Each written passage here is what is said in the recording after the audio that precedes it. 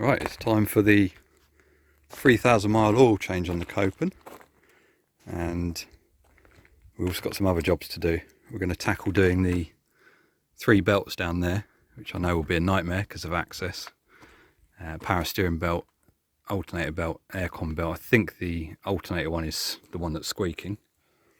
And we've also got to do front discs and pads because they're down to their limit now. So I think I'm going to get the oil drained, and then while that's draining I shall start taking some of these belts off, or attempting to. We've got it jacked up in the air, and it's a good opportunity to sort of have a look at how the chassis is holding up from the restoration work. And it looks as good as the day I did it. It's been probably about 6 months since this was done, and I say we've actually done about 3,500 miles. Admittedly it's been summer, so it hasn't had a battering yet from the Scottish weather, but we've kept it clean, rinsing underneath, low pressure jet wash, and seems to be holding up fine. So I'm going to get on and get the oil drained and start on the belts.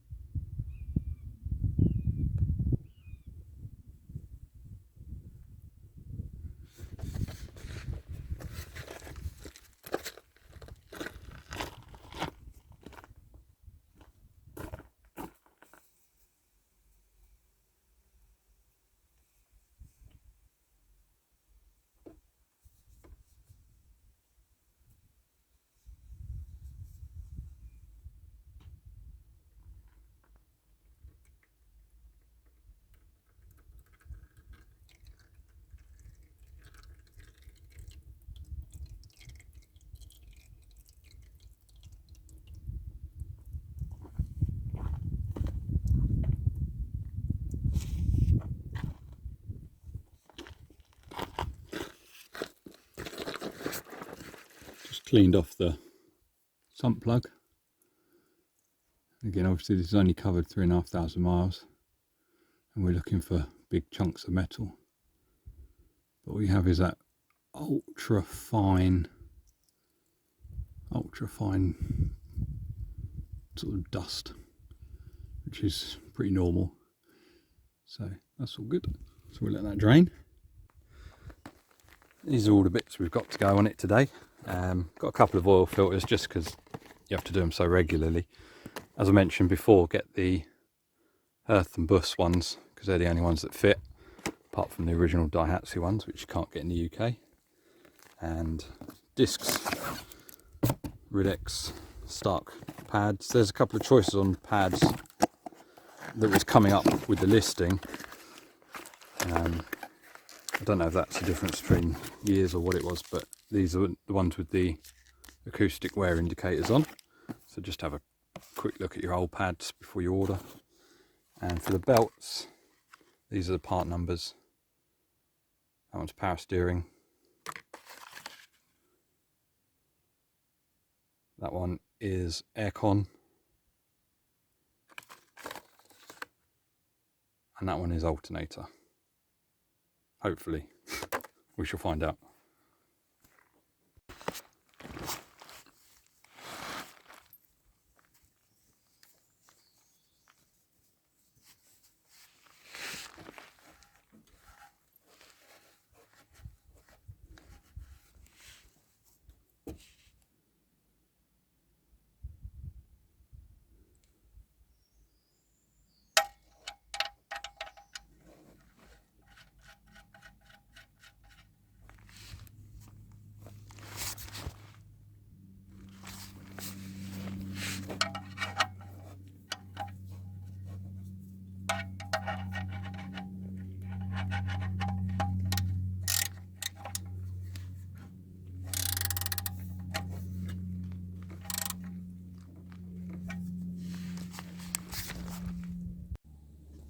I'll just drain the oil and put the sump plug back in, and now through that engine mount there, that's the oil filter. So as same as before, we've got the 68mm sort of cup tool. We're going to sort of put that up there, put a 3/8 socket on it, and try and get it undone. I can't really film it because it's up there, but I'll bring it back when I've done it. Right, I think I've mastered it second time round, so I use a 3/8 ratchet with the tool on, and the tool goes in like so. Then you can turn it and get it onto the thing, the oil filter.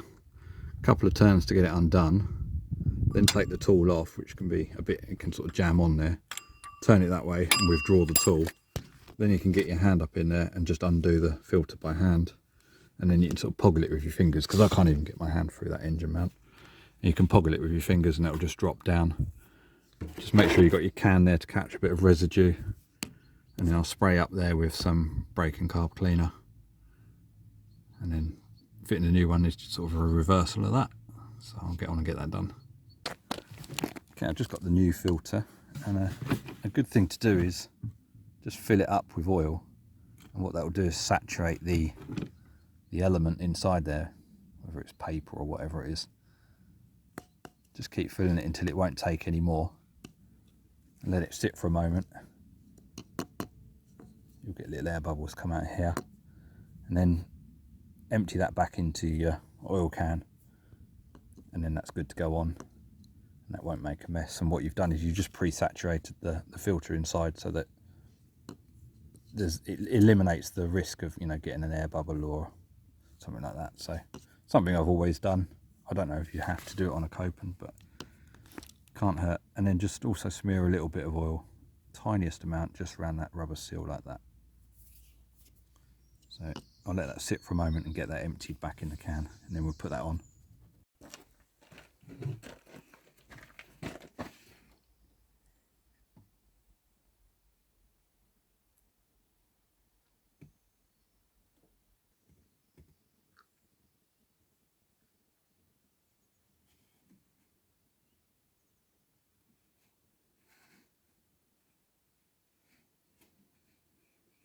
We had about 2 litres left over on the last can from the last time, so chuck that in there, and then I've got a new can. I think it was 2.7 litres.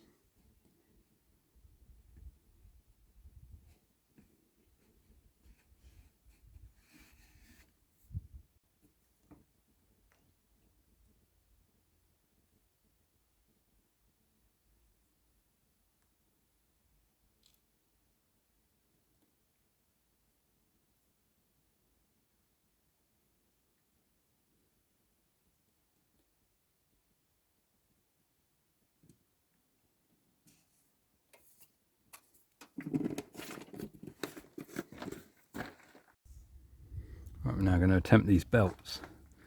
The power steering belt there has to come off in order to get the alternator belt off, and so does the aircon belt. So I think I'm going to start with the power steering pump. I think that's actually the trickiest. I can see the adjuster nut here. button light there. That's the adjuster nut, because that's sitting on a slot. I presume there's 2 bolts holding the actual power steering pump to the engine, but I can't see those, so I'm going to start by undoing the adjuster and just see if there is any ability to move it enough without finding the other 2 bolts, which I very much doubt. But I'll keep sort of looking around.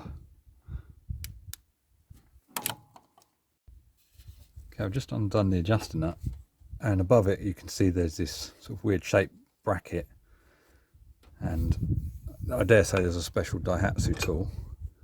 But I've just put a 3/8 socket on it, and if you just, I pulled on it and it slackened, so it probably shouldn't do that. I dare say the 2 bolts that hold this on should actually be a bit tighter, but because of access, if someone's done it before, they might have, you know, just left it loose or something like that. But that's slackened enough now that I could probably get that belt off.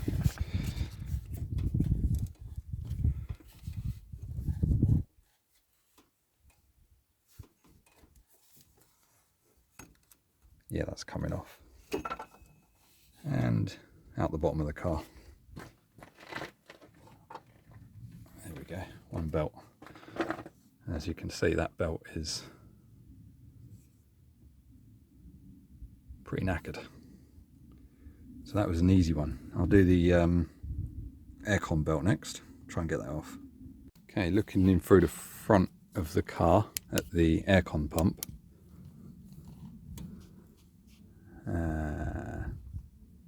There we go, that bolt there is the adjuster for the aircon pump. But strangely, further back, I don't know if that's showing up on camera, there's another little bolt on a slider, so I'll probably have to undo those 2. I can also get access from underneath for the 2 securing bolts for the aircon pump, so I might have to slacken those off for it to adjust. I don't think I'll be as lucky as I was with the power steering pump, so I'll bring you back once I've hopefully got that undone. So I managed to slacken the adjuster here, and that's a 12mm, everything's a 12mm, but that one at the back's a 10. And then I had to undo the 2, just loosen the 2 bolts that hold the aircon pump on from underneath. Again, 12mm, easily accessible from down there from underneath if you've got the car jacked up. And now it should be able to adjust it in. Yep, there you go, that's gone in nicely, and that should allow me to take the belt off somehow.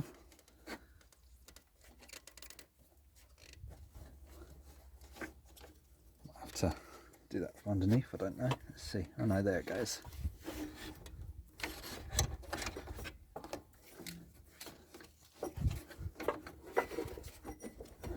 There we go. And that's the aircon pump belt, which is also knackered. Right, I'm up underneath the car looking sort of through a gap at the back, and you can see the alternator, and up there that's the adjuster, and that's the sort of securing bolt. I think there's only 1, so I'm going to undo both of those, and hopefully I should be able to push on that and take this belt off. And that's the alternator belt off. And again, it's got some cracks in it. Probably not as bad as the other 2 actually. So just check that they're the same as what you've got to go on before you do it. They should be pretty close. This is got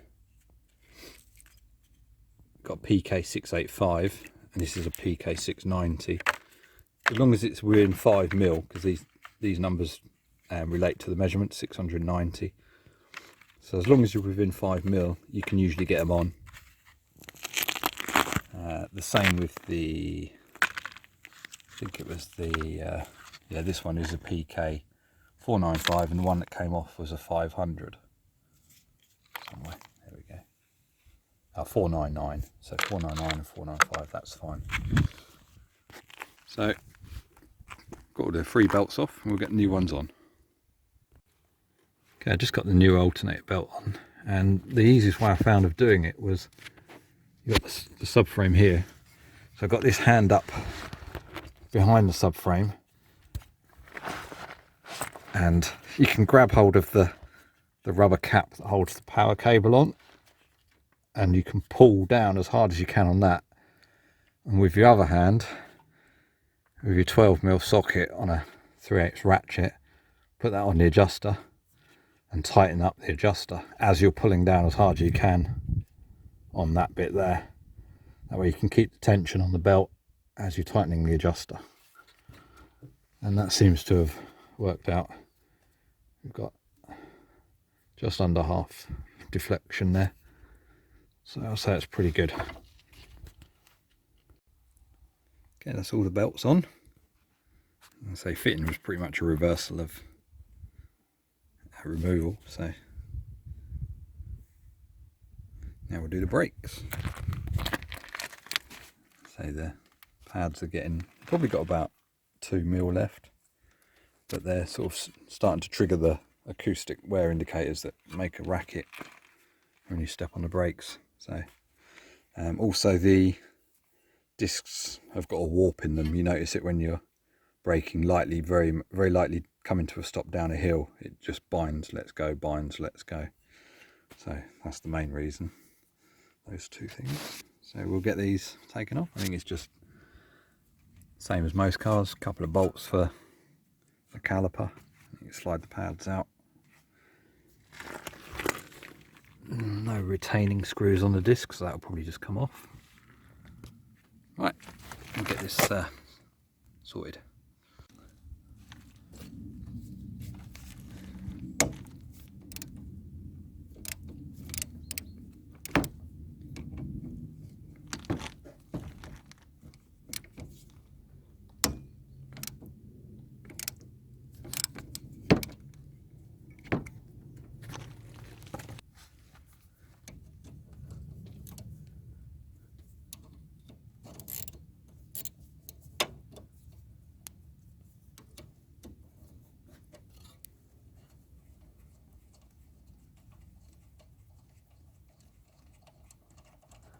We don't undo these 2 caliper bolts,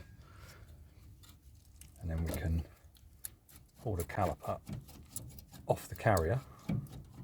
Pads will probably stay in place. Then you can cable tie that up, or on these you can just rest it on that front anti-roll bar out the way, and then we can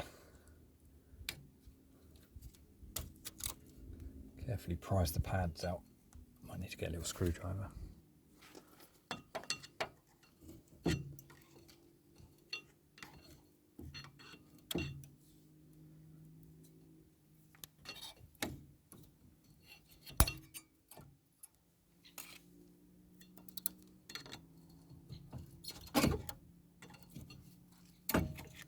Just make a mental note of which way around they go, so that when you put the new ones on, you know which way around they go. There's also these little metal clips, which are the slide plates. If they want to stay in place, just leave those in place on the carrier. And next we need to, sometimes you can get them off without the carrier coming off, but on this one we'll need to take the carrier off, so I'm just going to undo that.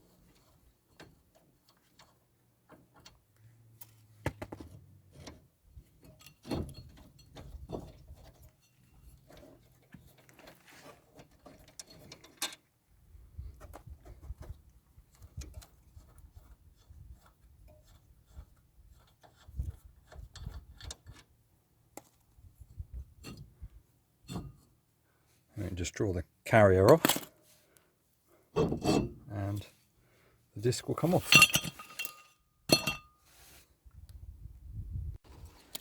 Before you do any cleaning and fitting, just compare the old pads to the new ones.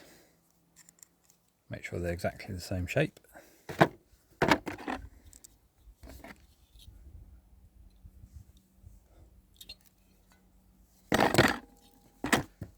And do the same with the disc. Check it.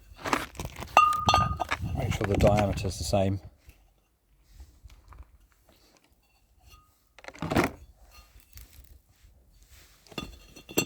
When you're happy that everything's the same, just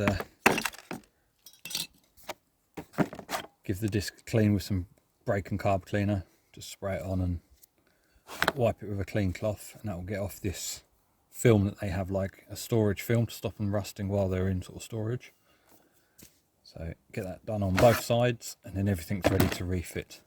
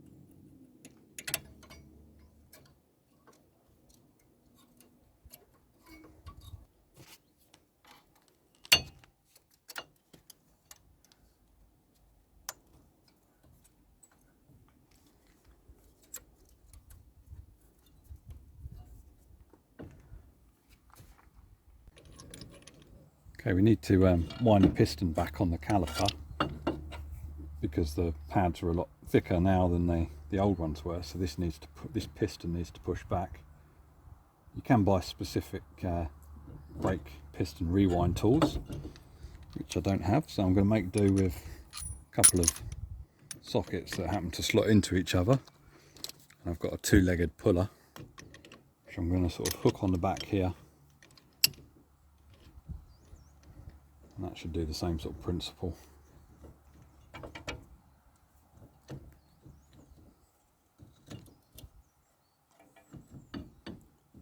They don't generally take a lot of force to wind back.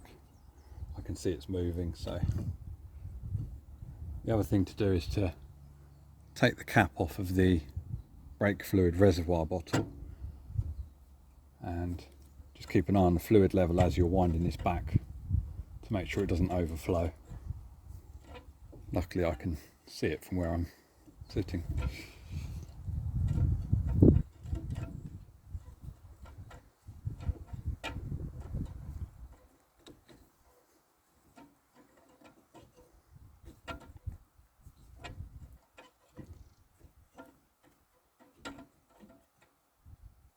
That's about as far as it wants to go.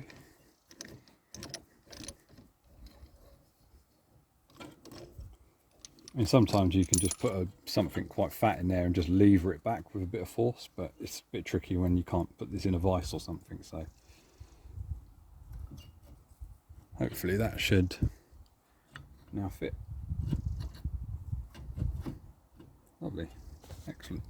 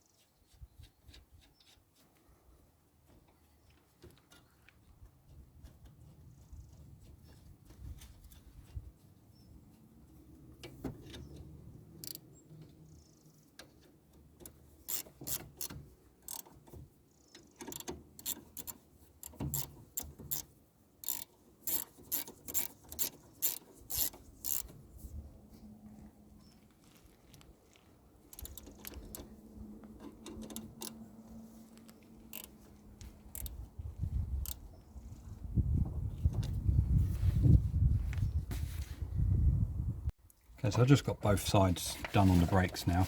Because we had to push the piston back on the calipers, you can see we've got a bit too much fluid in the reservoir. So if you can get a little pipette or something like that, you can squeeze it out. I've got this bottle, so I'm just going to squeeze the bottle and then let go with the nozzle in the fluid, and that should hopefully suck up some of the excess fluid there. Yeah, I can see it going into the bottle.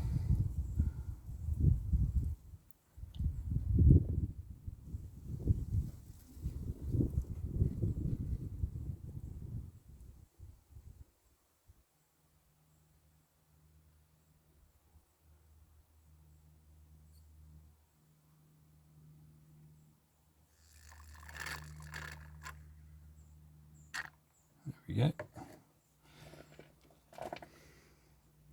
That's probably got us about right. So if I need to top anything up, I can just put that back in. Okay, it's all back together. Torque the wheel nuts up.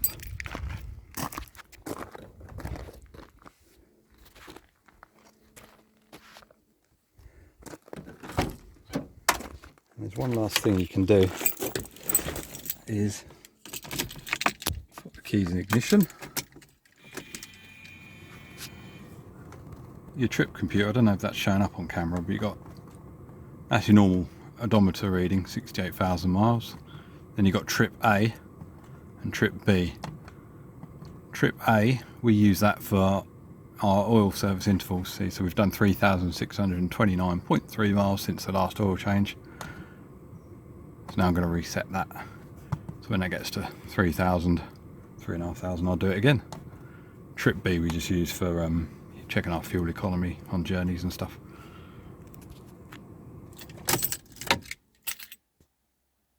Right, so that's the first time I've done belts on a Daihatsu Copen, and it's a bit tricky to get to, but I wouldn't say it was impossible. You know, I've been reading on the forums that it was an absolute nightmare, and it really isn't too bad. Hopefully this video has been sort of semi-helpful. Right, that's it. I'll catch you on the next one. Bye.